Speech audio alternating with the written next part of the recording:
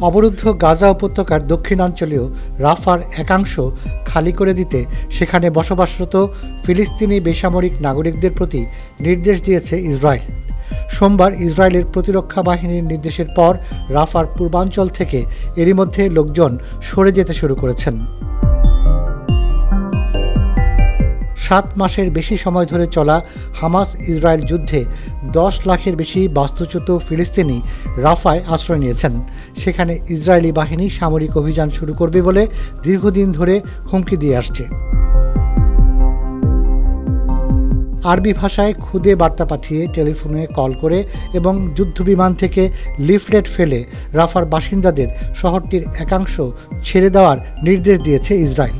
রাফার বাসিন্দারা বলছেন, ইসরায়েলি সামরিক বাহিনী রাফার পূর্বাঞ্চলে 20 কিলোমিটার দূরের একটি এলাকাকে সম্প্রসারিত মানবিক অঞ্চল বলে অভিহিত করে সেখানে ফিলিস্তিনিদের চলে যেতে বলেছে।